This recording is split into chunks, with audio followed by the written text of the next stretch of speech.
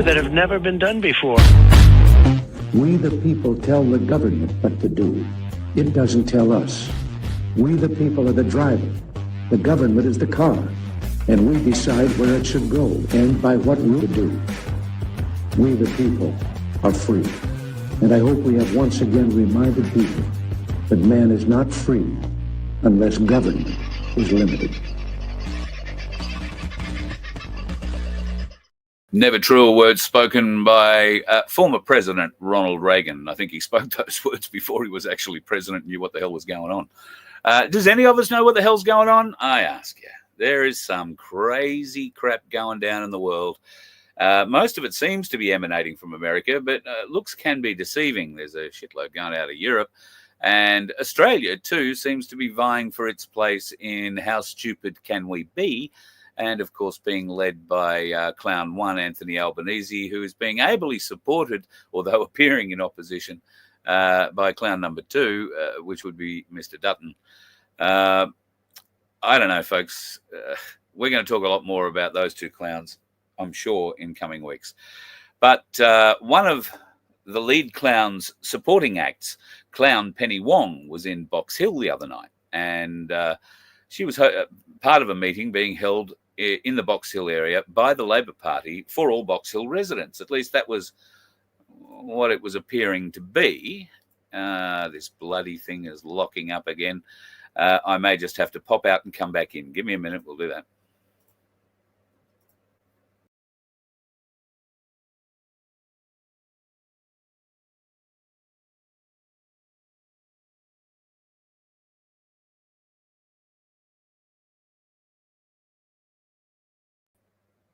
Right, let's have another go. Usually likes it when I get out and get back in again. Vince and I are working on this problem. It appears to be a Google problem, not something that we're doing. So anyway, we shall play on regardless. I forgot where I was up to. Do you remember where I was up to? Private meeting. Oh, the China private meeting. Yeah, that's right. Round-eyed Australians and Box Hill residents were not allowed to attend. In fact, anybody who'd registered and bought a ticket online who turned up and looked vaguely like me couldn't turn up. Well, you could turn up, you just weren't allowed in. And there is a bloke who looks vaguely like me. He's, got a much better beard, if I say so myself. But he turned up and he had a ticket and he wasn't allowed in. Hello, Darren Bergwerf. G'day, Carl. How are you, mate? I'm all right. I see you are wearing the good colours tonight, mate. The Cali. That's the Cali. Yeah, got the Cali on. Yep. G'day to all the boys and girls in Cali. Box Hill.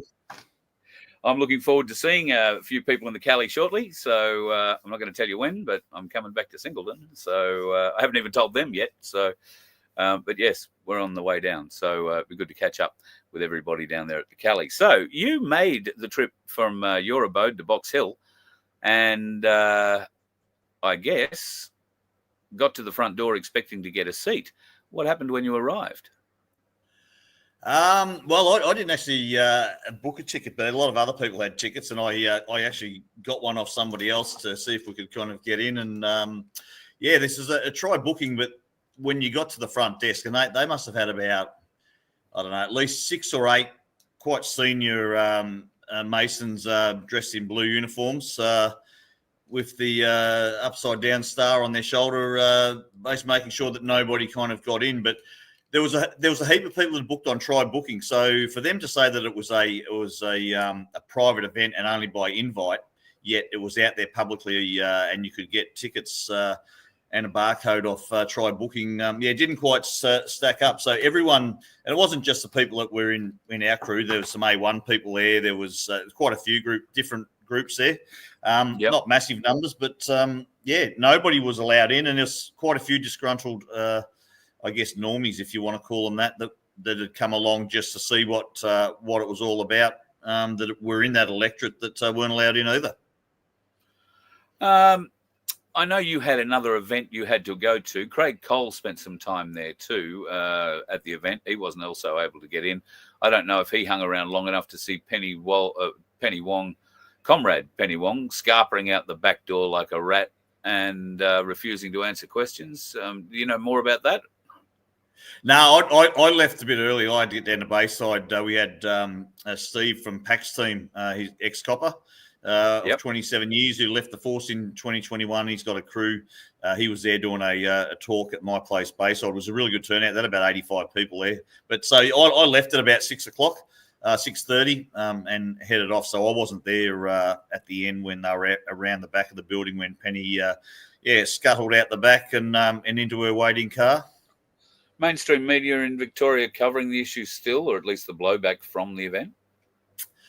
To be honest, mate, I would not have a clue because I have not watched any mainstream media for about 3 or 4 years. So what's going on mainstream media? The only time I see mainstream media is when I come across clips on TikTok or somewhere regarding ex-police and ex-politicians being arrested and charged with despicable crimes against children and getting state funerals and all that kind of stuff. So when there's mainstream media around those sickos that run our country and our law enforcement,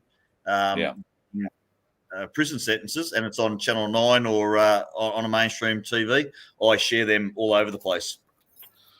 A lot of people obviously very disgruntled about it. I don't know that they can do anything about it. Obviously, the event's passed now.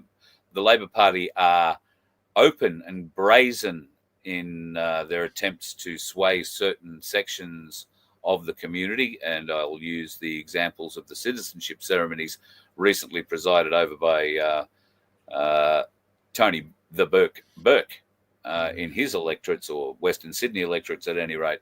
More like Labor Party fundraising events or campaign events than actual citizenship ceremonies. I mean, I know that people like us are pretty aware and awake. Do you think that the normies are starting to open their eyes at all to this? Some are. I was at a bank today and spoke to a mother and daughter, and they were all over, the bank and the fact that the money's not yours once you put it into the bank. They couldn't get any money out of the ATM. Now that's interesting because I had the same problem. Well, I had a problem this morning. I went to pay for something with a card and get some cash out, and it just declined the whole transaction. And it wasn't a large amount of money by any stretch of the imagination, and I knew I had it in there. So I transferred that small amount of money out of one account and put it into another account that had nothing in it with a different bank, and tried to do the same thing, and exactly the same thing occurred. The whole thing was declined. I took away, don't give me the $50, and it went through. Almost like I didn't have the money in the bank, but I did have I had $72 in the bank. So I did have 50 in there, and I eventually had to go to the bank teller machine to get it, which was fine. It was easy, but I thought it weird that all the FPOS this morning was down. Yeah, well, it must have still been down this afternoon, but it was certainly down at Frankston at the shopping centre where I was to deposit some money in. So, just back on the Penny Wong story and they're not the Labor Party. They haven't been a Labor Party for a long time, probably ever. No. But the Australian Communist Party, led by the dishonourable Anthony Albanese, I went to a market out in Beaconsfield probably about 3 or 4 weeks ago, and they had a sitting member there for the Labor Party, and the marquee he had up was I can't even remember the colour of the marquee, but everything on the table, all his paraphernalia and literature and flyers, little booklets were all green. And I just thought he was a green candidate, and I was talking to his offsiders. He was off getting a coffee, and he came back, and we started having a discussion. And I took a couple of those booklets, and it was basically it was like they were part of the trying to get all the Afghanis in and showing people how Labor can help them get their citizenship and get into Australia. So it seems to be the left around the world are very much on bringing in voters by the boatload and fast tracking their citizenship so that that they've got can hang on to power, I guess, in some way what they believe legitimately. But obviously there is no legitimate elections in this country whatsoever. No. They have no authority to be holding one. They have no authority to be sitting in office in any shape or form in either state, local or federal parliaments or governments. And, I'm very much on board with the whole boycotting the ballot and people not voting whatsoever, and not just not voting, but someone said the other night, if you turn up and get your name crossed off, at least you won't get fined. But if you do that, you're actually then you are giving them the opportunity to use that number as a vote. They cannot, if you don't get your name crossed off, fashion an extra vote from that. But they can if you do get your name crossed off. So I would suggest if you're going down that line of thinking that you do not turn up and get your name crossed off, you just boycott totally any voting in this federal election whatsoever, and show your disdain, disgust, and contempt for the fraud that it is. I tend to agree with you 100%. It is an absolute fraud. I understand how many people are in a logic lock with it, and they feel that, well, we keep chasing that rabbit. We're chasing the rabbit that supposedly is going to bring us our freedom, and there are a few parties now poking their heads up, courting the freedom vote, if you like. Gerard Rennick and his party, People First. And I've got to admit, I'll play something for you. I don't know if you've seen this or not. Rennick's really, I've watched a bit of his stuff lately. He's really, I think, getting it now. He's talking a lot more. He's all over the gold issue. He's actually starting to come forward as someone that's looks a lot more legitimate than I thought any of them were. Here's a TikTok that he put out today, and I've got to say, I'm pretty impressed. I actually think, and I'll say this publicly, that our federal bureaucracy is the most criminal, corrupt organisation in Australia. In terms of, look, I mean, it's, I've seen it with the RBA and our gold bars in London. I've seen it with the Bureau of Meteorology when they tampered with weather records from the past, to get their point across. Net zero, 40 different climate models to calculate net zero. I mean, that's going to be open to so much potential abuse there. So it goes on and on. The Auditor General, that should be an independent auditor, must be completely spotless, right? Ex-Labor staffer, back in the 80s. We've got a big problem down there. And coming back to, my background's in accounting, grew up on the farm, mum's a nurse, dad's a farmer. But it is all about reconciling things and making numbers add up. And when I look at the quality assurance in the Canberra bureaucracy, it's just not there. And if things don't add up, they don't care. They just get away with it, lie their way around it.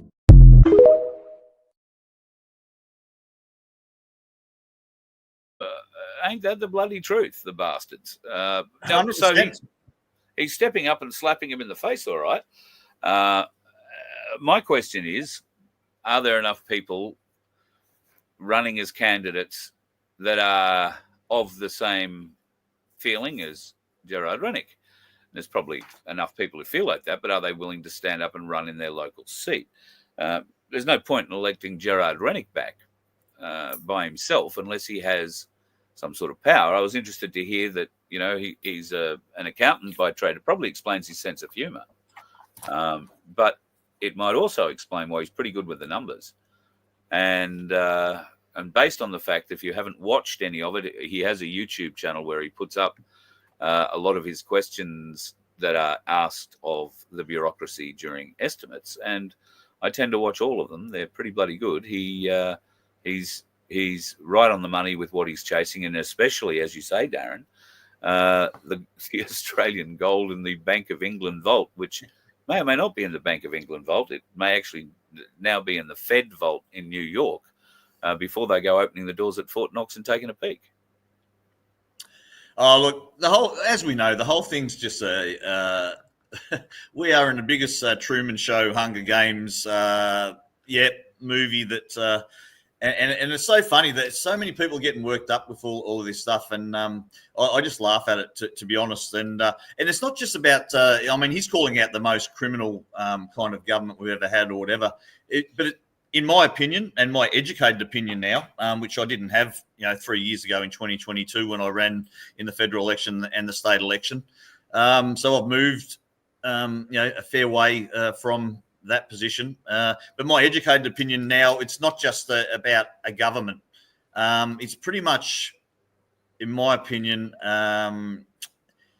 it's the TGA, it's ASIC, it's the ACCC, it's the banking industry, it's every form of government, it's the judiciary. courts, it's the judiciary, and the lawyers, the Bar Association. As far as I'm concerned, and my educated opinion, and it is an opinion, but the research that I'm doing for my court cases in the Supreme Court at the moment would strongly believe that it is a organised crime syndicate that are racketeering and enforcing usury and slavery, crimes against humanity, and mass genocide against the Australian people. And any funding that we're still going towards them under the Roman Statute as well, that's going to fight foreign wars or going to Ukraine or anywhere else in the world, then we can actually be prosecuted for those crimes if we are funding a government or any corporation that's funding the government or the tax office. And that's where my stance has been, as much as humanly possible. Of course, we can't get out of it with fuel excise and GST on what we've got to buy. But certainly, wherever possible, we should not be funding a criminal organisation like this that is colluding and racketeering. There's all these talks of Trump tariffs on Australia, and oh God, it's not what you do to mates, and this, that, and the other thing. I saw a reply from one of the US industry secretaries or something like that basically said, "Hey, listen, we gave Australia all the benefits of no tariffs when we did this last time, and what happened? Australia breached the agreement and bit the hand that fed it, so to speak. Now, what do you want us to do?" Now, it happens that when the agreement was made, it was made under a Liberal government. When it was breached under a Labor government. Now, they're trying to unbreach it with the same Labor government. Is it any wonder that nobody's answering Albo's calls when he tries to get to the White House? Australia has no standing on the world stage, mate. We're a laughingstock. We really are. And but look, as we know, it's all a movie. There is massive amount of stuff going on. And look, I'm a little bit more heartened, I guess, with the stuff that is going on. And I know there's plenty of doomsdayers and naysayers about what's going on. And I see Canada today basically cut off oil supplies to America, and it's kind of stunned them a little bit. They've kicked back pretty hard.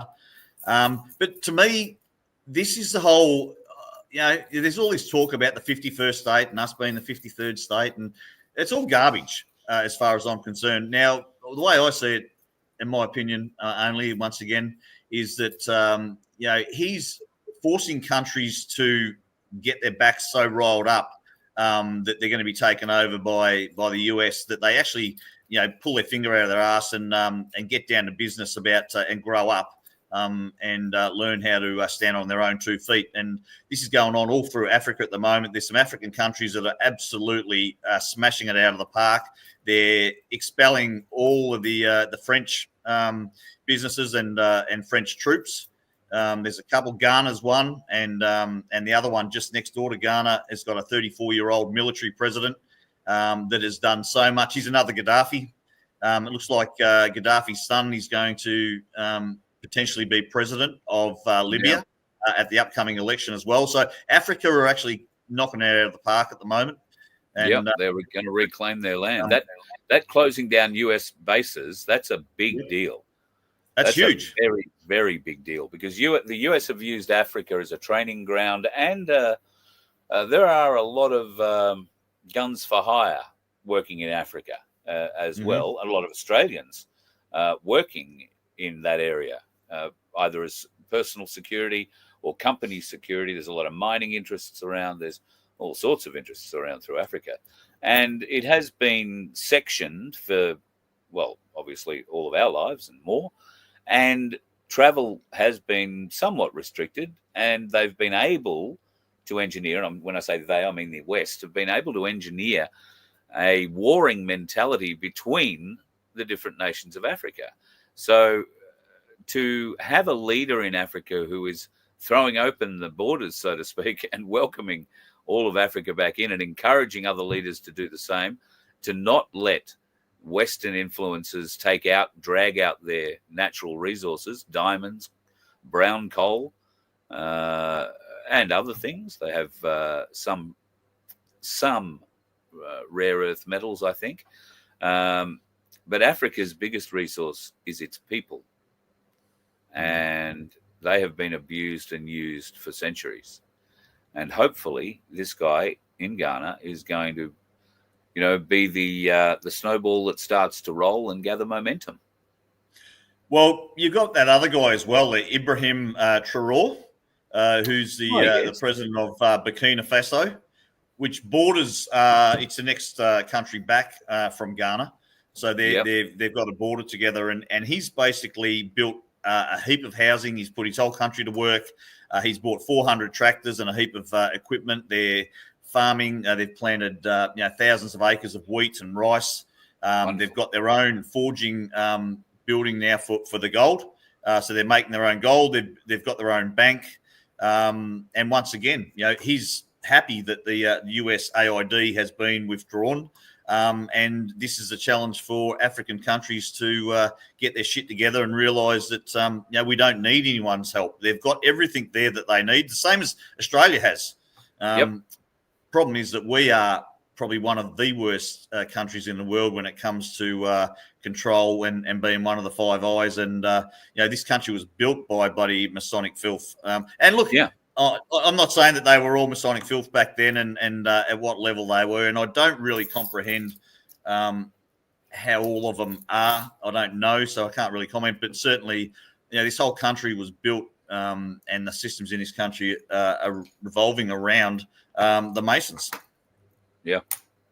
Yep, certainly is. And just by the way, I'm still not one. I still haven't joined. So just to throw that one in there for anyone that still believes the bullshit from 2 years ago.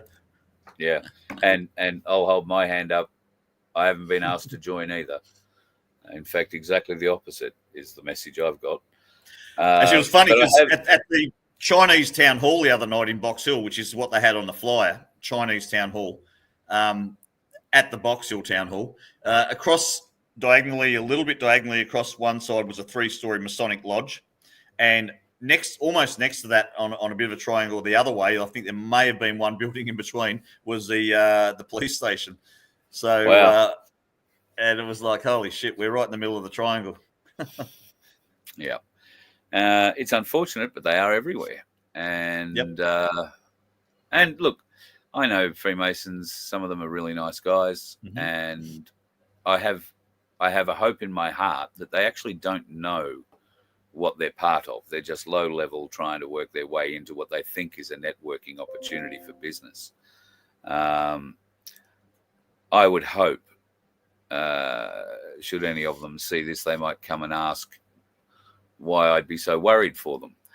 But I don't think that is the case. My experience has been with these people that they are hunted for a reason to join the Masons, and that's because they don't delve too deeply until they're told to. And, they supposedly can keep a secret, although certainly some of the ones close to me have no idea how to keep the Masonic secret. That leads me to understand, or to wonder at one stage, whether or not these new breed of Freemasons that are being sucked in. And I mean, you've done a lot of driving in regional areas of Victoria and South Australia and New South Wales. It's not uncommon to see signs up on the side of town saying, hey, listen, the Freemasons need you.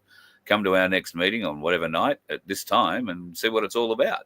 So they're actively out there recruiting at the moment. And it's unfortunate, but the regional areas where they appear to be pretty strong as well. They have every big country town you drive into, whether it was Mildura or Swan Hill when I was up that way, or Ballarat, Bendigo, and especially the gold towns. They're everywhere. Yeah, 100%. So keep your eye open for them, folks. They are everywhere, and they will try and subvert whatever it is. If you're working for good, they will work against it, and they will think they're doing it for the right reasons, but in the reality of it all, they're probably working a scheme. So, it is what it is. When you get people like this guy in Africa that's working for $1,000 a month wage, he just drives around in a Land Cruiser and not a whole, and a lot of the leaders in Africa have taken billions and billions, let their people starve, and they're living life high on the hog. So, And then you've got Trump and Musk that are pretty much working for free. I don't believe they're taking a wage. They're there to do a job. So, there's a lot of heart in what's going on at the moment. And while all of us, I guess, got a bit disillusioned with and frustrated and impatient with the whole plan. I always had this idea in the back of my mind that something was going on, but it's not a matter of if, when, or what. We've still got our role to play, but I think people should be heartened to see that. In my opinion, again, that the fact that there's so much public knowledge, mainstream media, and how hard they're going at the low-level shit kickers, the politicians and judges and courts and that at the moment would indicate to me that they're pretty confident that they've cleaned out every opportunity that the filth would have of causing major catastrophes. So they've obviously de-weaponized them. They've obviously cleaned out all the up echelons, and now we're seeing the public takedown. To me, that paints a pretty strong picture that things are fair income. They're still quite slow in this country, and I know the frustration in Australia that we're not seeing anything. We're still being harvested. We're still fighting tooth and nail to keep our houses and fighting against the banks and councils and whatever else. But it is what it is. We've got to just keep going, and I'm hopeful that this year, all those fair weather golfers or fair weather freedom fighters might get some heart, and we might start to build a bit of momentum like we had back in 2022 when people actually see it. It might get them back on the gravy train to ride this victory home, and that's my belief that we could see that happen this year, that all these people come flooding back into the movement to take it home. Yep. Well, there's certainly enough evidence stacking up if we were to compare what we thought was going to happen in 22 to what it is happening now in 25 and everything in between. I think we'd come out on the positive side of our predictions, if you like. So I would hope that if they were put up side by side, and I can probably go back through and do that, we might be able to show a few more normies that there's no point in just playing it here on the Voice of Freedom. It's actually got to get to venues where the normies sit. Should we really start to be thinking about, wash my mouth out with soap, should we really start to be thinking about mainstream, say, TV or radio advertising that draws people to a website that can provide more information? Potentially. Look, they are finding it. At Bayside Wednesday night, like I said, there was about 85 people there.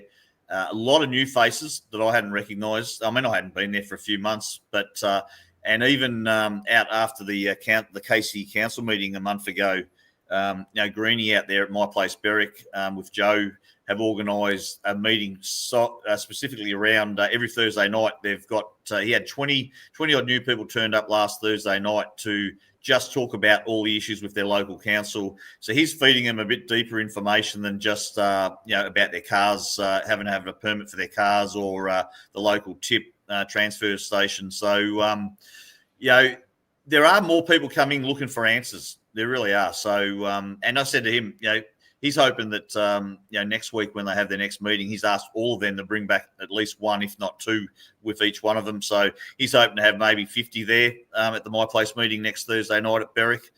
So I think, we've got to get new people. We've got to start to feed these new people into a little bit deeper comprehension of what's going on.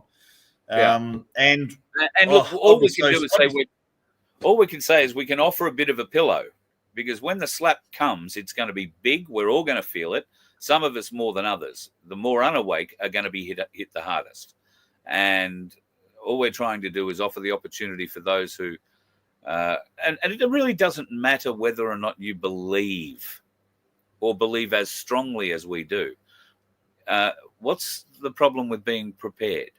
Hear us out. You might get some knowledge that should all of a sudden the bank's closed, you can't get any money, the world's shitting itself, and some of the stuff that we've been saying comes true, all of a sudden you're going to want to know more. So be prepared. You're going to wish you listened. So nobody suggests you have to believe. We are not drumming these things into you. This is one of the great lessons in this life that our souls are here to learn. We have to discern and make our own decisions. What community, I believe, Darren, and humanity at large has been brainwashed to believe is that we don't have to consider the consequences of those actions. Well, these people in power believe that they're protected and they've got some kind of amnesty, and I know for a fact that they're not going to have that. But I red-pilled the coffee lady at our market last month, pretty heavy, and she's been in the medical industry all her life. I didn't realise she was friends with Brett Sutton when I told her he's going to swing for what he did and the terrorism, and she said, "Oh, he's a good man and he's this and he's that." But when I started giving her all the information, and she was really listening and soaking it all up, and when she left, I kind of smoothed it over to a point and said, "Look, I'm not trying to scare you. Believe what you want to, but at least it's in your subconscious. You really need to open your mind up to the possibility of at least half what I'm telling you is real." But she was still of the thought that we put people at danger by not getting vaccinated back in 2021. Even at this time. So she's a nurse, or had been a nurse. She's got herself a coffee van now. But like I said, I kind of hammered home some pretty heavy points. And when she walked off to have a smoke and I walked off with her, she said, "Look, it's enough to make you, if what you're saying is true, it's enough to make you want to do your risks." And I said, "Yeah, that's what we're trying to avoid, and we're trying to help people start to process the idea that this may be true, so that you can start to think about it." And so when all the intel does come, and it's going to come thick and fast this year, you're not going to feel that way. You're going to already have started to process the concept that your whole life's been a fucking lie. A little bit of unbrainwashing begins a process. Yep. So you don't need to have your hand held. You don't always need to be told. Once a little bit of unbrainwashing has been done and your eyes have been opened, then you will start finding the truths for yourself. And you will know in here, in your heart, in your soul, whether or not this is true or not. That's how I feel about it, at any rate. Just my opinion. As Darren likes to say tonight, and that's a good thing. It is only opinion that we are talking. It's nice to sit around. We just haven't got a beer. We should have a beer. It's Friday night. Well, I'm learning this language a lot more because of all the work I'm, putting together around affidavits and rebuttals of, writs and claims in the Supreme Court. That, if you don't put that language in it and be asking questions, then you're making a claim. You've got to prove it. The CBA have made several claims in their statement of claim, obviously.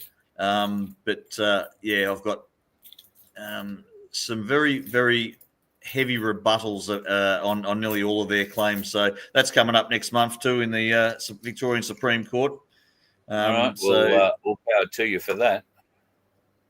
Yeah, well, it's only a directions hearing. And to be honest, the only reason that it's got that far, and I might be cutting it off at its knees, hopefully, yet, because the writ has never been served. And I've already let the court know that the only reason that I've put in a notice of appearance and a notice of defence is through the fear of, the court making a summary judgment and the bank coming and stealing my home and selling it. Right. I've felt compelled and extorted, threatened into having to do this process because I was made aware of the writ via an email from Gaydon's lawyers. But there's some few things around the writ that are fraud, and so I'll be basically trying to get that dismissed to start with, and they can start again and get myself a few more months up my sleeve to put my case together. Yep. All right. Well, best of luck. And, we know a few people who can help out. In fact, you probably introduced me to most of them. So, look, I'm spending a lot of time. That's where I was out at Bacchus Marsh on Wednesday for 6 hours in a meeting surrounding that. I've had some information come through to me today from Doris, who she's got some really good stuff as well. She's still fighting her cause. They haven't sold her property, and it's been 5 months since they stole that off her and pretty much dragged them out of their house, Doris and Michael. So that alone, and she's got an estoppel or an injunction in the High Court, but that alone says that they're concerned that they might have fucked up. And there's some really solid information out now around the banks. What she sent me today is absolute gold. I got some good gold nuggets out for my court case, and a strategy on Wednesday as well. And then we've just seen in the High Court the government's or the Commonwealth's appeal against the mine up in the Northern Arnhem Land got overturned. So their claim now, I think 700 or 800 million, is going to go forward. They've already been decided that they're due something. It's just a matter of how much now. So that was a massive win for. Yep. That is. In fact, there's been a few wins and, well, I suppose wins and or losses in the courts recently with various. I'm just going to see if I loaded any of them up. I had one that I was going to pull up and talk about, but I don't know if I got that far. And it doesn't look like I did. But there's been, I want to say in South Australia, a number of the neo-Nazis that were arrested around the War Memorial over there have been, I think it was in January, been facing charges. And they have been brought before the court. They were bailed and now are facing court. I think the first or maybe second of the cases to go to court today was dismissed because the prosecutor asked for it to be dismissed. They dropped all charges and paid the legal fees of the gentleman concerned. That was on the back of another case that they'd done same charges, done the same thing to a few days beforehand. And I believe there are 14 to 16 other people who are waiting with similar charges against them. The South Australian Prosecutions Department seems to be having a rethink on how they're charging people for these crimes that are being committed. Oh, that's quite good, because that's an admission of guilt, which means a countersuit coming back the other way. They've already admitted that they were guilty. The fact that they've paid their fees, and I talked to people around this as well, that the guy that sued, I think the bank, the ANZ Bank, were trying to sue this fella, and he won, and he got a settlement in the many millions, and they had to pay up, and it went into an account, and he didn't touch it, and he just left it there, because the minute you spend 1 cent of that, you've accepted that as settlement. So he just sat on it, left it there, and then he countersued for the same amount and won that as well. Shit, so, wow. So there's so much. You're not really seeing it, but there is a lot of people in this country doing some amazing work, and really fighting a good fight. And it's not a political fight. It's not going to rallies.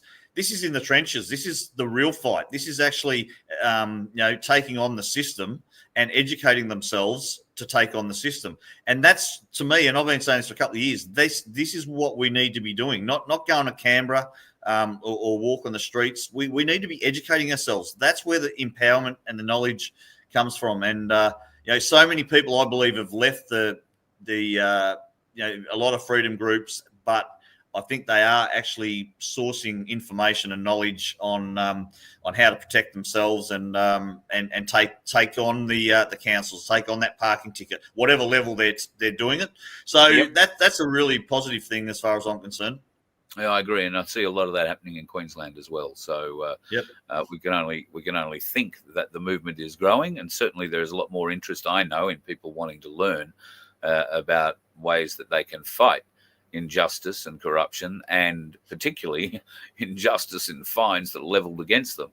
There has been a great awakening to that recently. I don't know if the authorities have been going off and issuing more fines than normal, but we do know that they're running short of money, so they've got to try and ramp it up somewhere. And part of the brainwashing is if you get a fine, you must pay it. And it's interesting. I only learnt this the other day, Wednesday. But when you look at the what's hanging over the Supreme Court in Melbourne, or the county court, it might be all of them, is the you got that statue with the scales and the sword, the Justice, Lady Liberty or Justice, Yep. Well, the sword is driven into the ground, which is basically a no mercy signal, and the scales are draped over a knee. So there is no, and the lawyers, when this is pointed out to the lawyers, and this is on a tarot card apparently as well. This symbol This of the particular injustice. symbol. Yep, and that's what's on the outside of the county court in Melbourne. The injustice system that is what we're stuck in, and those scales will be rebalanced, and that sword will be raised again, so that we do have a justice system in this country.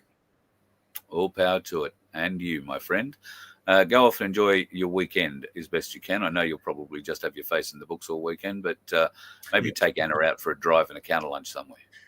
Oh, we did that last weekend, and went out for dinner and did a few trips last weekend. But no, this weekend I've got so much information I've got to put together before I head out to another meeting next Thursday. And like I said, I've only got 3 weeks thereabouts before I've got to be in the Supreme Court. So I've got. I want to get you and Marcel back for a chat too about the OPA. So, I didn't even mention that. That's when you're ready for that. Yep.